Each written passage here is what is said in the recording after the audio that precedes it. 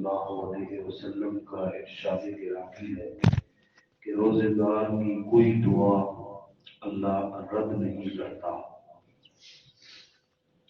پھر چند اوقات بیان کر دیے کہ روزے دار کی دعا افطاری کے وقت بہرحال اللہ تعالیٰ قبول و منظور فرماتا ہے۔ ہمارے پاس یہ ایک چانس ہے جو کہ زیادہ گزر چکا ہے اور تھوڑا رہ گیا ہے۔ روزانہ اللہ تعالیٰ پہلے آسمان پہ تشریف لاتے ہیں اور آواز لگا کے بندوں کو اپنی طرف متوجہ فرماتے ہیں۔ هل من مستغفر یغفر لہ، ہے کوئی مجھ سے معافیاں مانگنے والا کہ جسے معاف کیا جائے؟ ہے کوئی هل من تائب یتوب اللہ علیہ، ہے کوئی توبہ کرنے والا کہ جس پہ اللہ تعالیٰ رجوع کرے؟ ہے کوئی رزق مانگنے والا اور اللہ تعالیٰ اس کی جولیاں بھر دے؟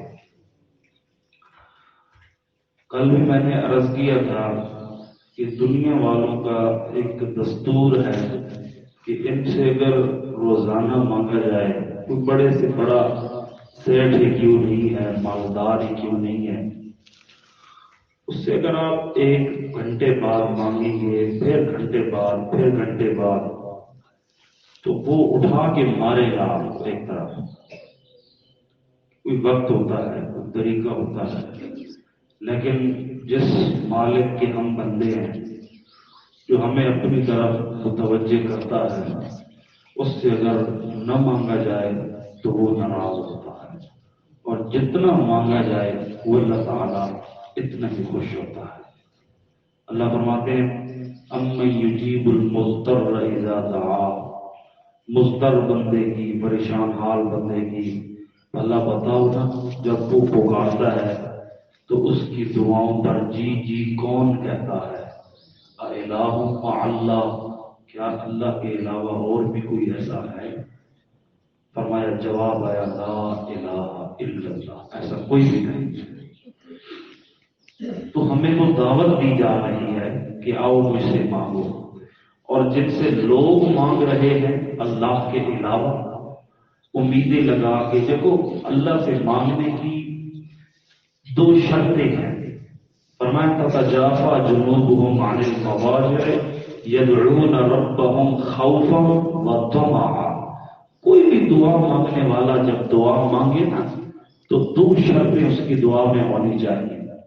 ایک خوف ہونا چاہیے جس سے مانگ رہے ہیں، وطمعا، اور ایک دوسری لالچ ہونی چاہیے، امید ہونی چاہیے کہ اس طرح سے میں کبھی خالی نہیں جا سکتا۔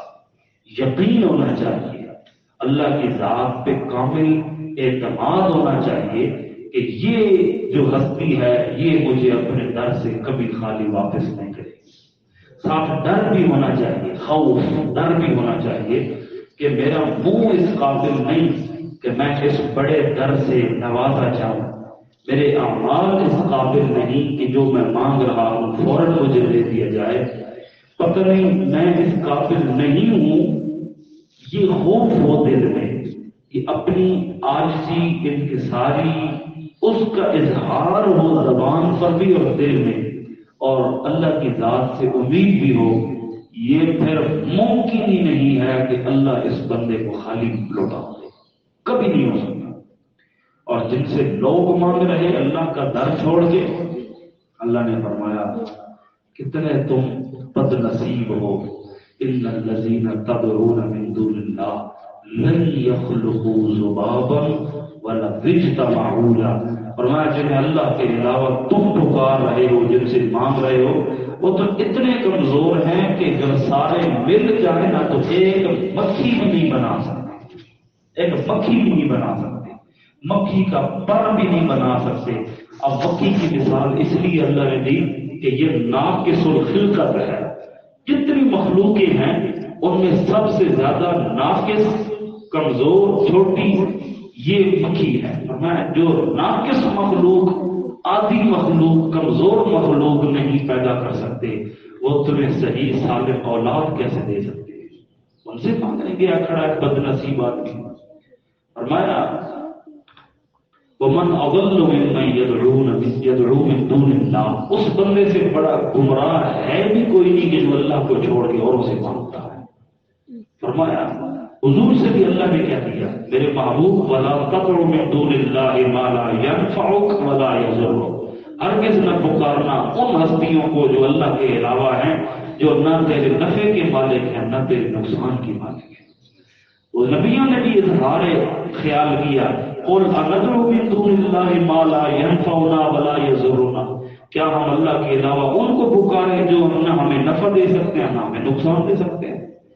جب تک خالص اللہ سے نہ مانگا جائے، ایک بندہ ملاوٹ کرتا ہے، غیروں کے در، غیروں کے مزار، غیروں کی جا کے پوجا پاٹ کرتا ہے، ان سے بھی مانگتا ہے، اور پھر آپ کے ہاتھ اٹھا کے اللہ سے مانگے کہ میری دعائیں قبول نہیں ہو رہی، تو حضور والا ملاوٹ کا دودھ لوگ برداشت نہیں کرتے، ملاوٹ کی مرچیں لوگ برداشت نہیں کرتے، تو خدا ملاوٹ کی دعا کیسے قبول کرے گا؟ بنیاد تو ہماری ہے ہی خراب، یہاں بنیادیں ہلی ہوئی ہیں، اور پھر ہوتا ہے کہ یہ ہو گیا وہ ہو گیا. دوسرے نمبر پہ بندے کی روزی حلال کی ہونی چاہیے. حضرت سعد بن ابی وقاص رضی اللہ تعالیٰ عنہ نبی پاک کے ماموں لگتے ہیں. آپ صلی اللہ علیہ وسلم ان کا ہاتھ پکڑ کے منہ بھی بلند کر کے کہا کرتے تھے یہ میرا ماموں ہے کسی کے پاس میرے ماموں جیسا ماموں؟ ہاں، یہ محبت تھی، یہ عقیدت تھی.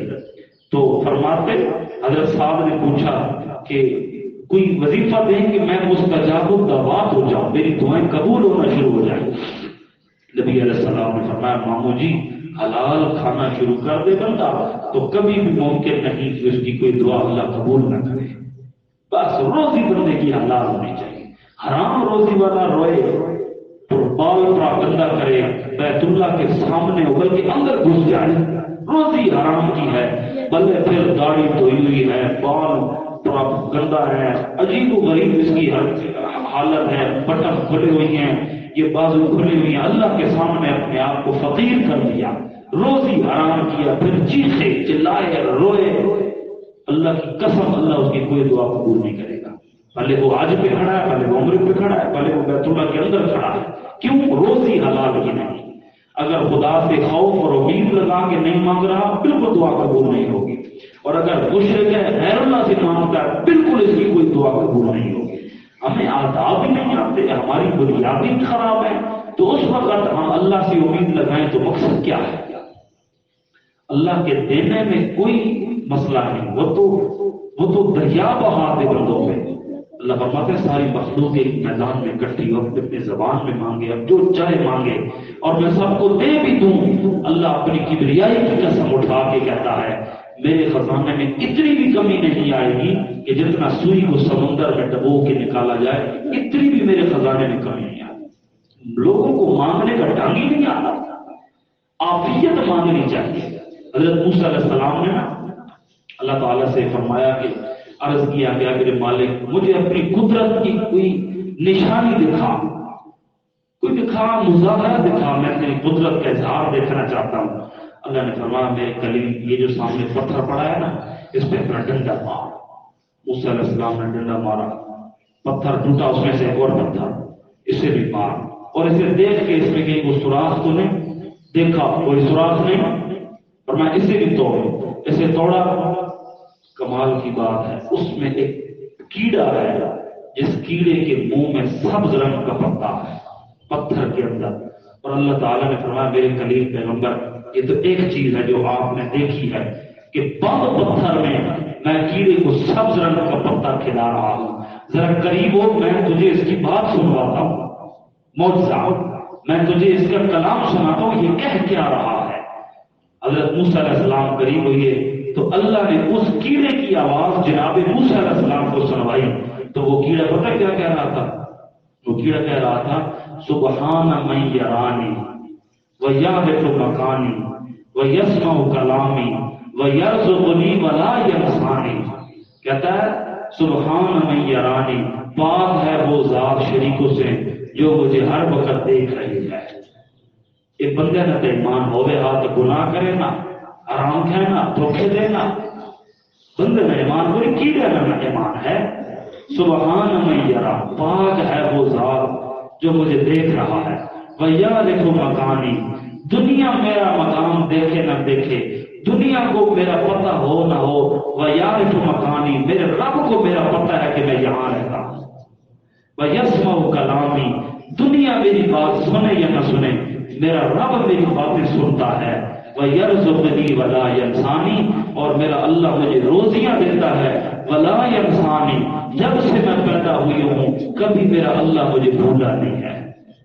یہ کیڑے کا ایمان اور عقیدہ جو موسیٰ علیہ السلام کو اللہ نے سنوا دیا، یہ عقیدے انسانوں کے نہیں ہیں. یہ عقیدے اگر ہیں بھی سے تو ڈر کی کوئی نہیں، بات کا پتہ ہی نہیں ہے کہ مانگنا کس طرح ہے. اس کیڑے جتنا بھی بندے کو بتاؤ نا کہ ان تعریفوں سے اللہ سے مانگنا ہے، یقیناً بندے کی کوئی دعا رد نہ ہو.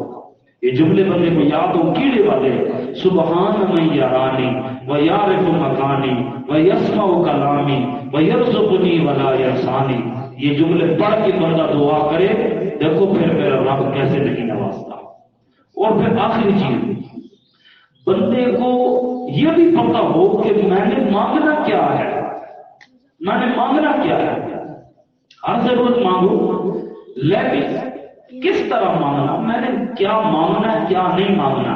حضور صلی اللہ علیہ وسلم ایک بندے کے پاس سے گزرے، وہ بندہ صبر مانگ رہا تھا. یا اللہ مجھے صبر دے، یا اللہ. حضور کھڑے ہو گئے، میں تو کیا مانگ رہے ہیں، مصیبت مانگ رہے ہو؟ نہیں یا رسول اللہ، میں تو صبر مانگ رہا ہوں. میں کیوں مانگ رہے ہو صبر؟ صبر تو تب کرنا پڑتا ہے جب مصیبت آئے، تو تم مصیبت مانگ رہے ہو یا اللہ مجھے صبر دے. یعنی اس کا مطلب یہ ہے کہ پہلے تو پہ مصیبت آئے اور بعد میں تو صبر کرے.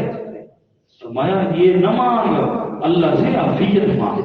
لوگ مانگ رہے ہیں، لوگوں کو پتہ ہی نہیں مانگ کیا رہے ہیں. جتنا بڑا در ہے اس کے حساب سے مانگو. ایک اور بندے سے گزر ہوا حضور صلی اللہ علیہ وسلم کا، آپ نے دیکھا کہ وہ اس طرح کمزور ہو گیا تھا کہ جس طرح کسی چوزے کے پر کاٹ دیے جائے نا پرندے کے بچے کے، اور وہ بالکل کمزور سا ماڑا سا ہوتا ہے، کچھ دیر بعد مر جاتا ہے، اس طرح ہو گیا تھا. آپ صلی اللہ علیہ وسلم نے پوچھا کہ تجھے ہوا کیا ہے، یہ تیری حالت کیسی ہوئی پڑی ہے، تجھے کیا ہوا ہے؟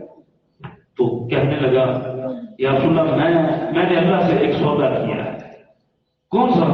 میں یہ دعا مانگتا ہوں ہر وقت کہ یا اللہ جو عذاب تو نے مجھے آخرت میں دینا ہے نا وہ دنیا میں دے دے، آخرت میں میں برداشت نہیں کر سکتا. آپ صلی اللہ علیہ وسلم کا رنگ دیکھنے کے قابل تھا، خود سے تجھے مانگنے نہیں آتا خدا سے، اتنے بڑی ذات سے تو یہ بیماری مانگ رہا ہے، اتنی بڑی ذات سے تو سودا کیے بیٹھا ہے، یہ والا.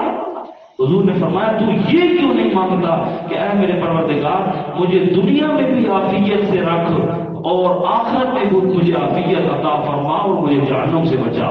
کیا وہ یہ نہیں کر سکتا؟ وہ دنیا میں تجھے عافیت نہیں دے سکتا، وہاں تجھے عافیت نہیں دے سکتا؟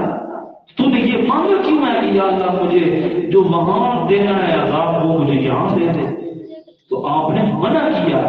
اچھا اس نے یہ دعا چھوڑ دی اور یہ مانگنا شروع کر دیا. اسے یہ قرآن میں بھی ہے ربنا آتنا فی الدنیا حسنۃ وفی الآخرۃ حسنۃ وقنا عذاب النار. اے میرے پروردگار مجھے دنیا میں بھی بھلائی عطا فرما، مجھے آخرت میں بھی بھلائی عطا فرما، وقنا عذاب النار اور مجھے جہنم سے بچا. اس نے جب یہ والی دعا پڑھنا شروع کی، کچھ دن کے بعد حضور کا وہاں سے گزر ہوا، وہ ہٹا کٹا ٹھیک ٹھاک بیٹھا. کہتا ہے جب سے میں نے وہ مانگنا شروع کیا میرے اللہ نے مجھ پہ رحم کر دیا.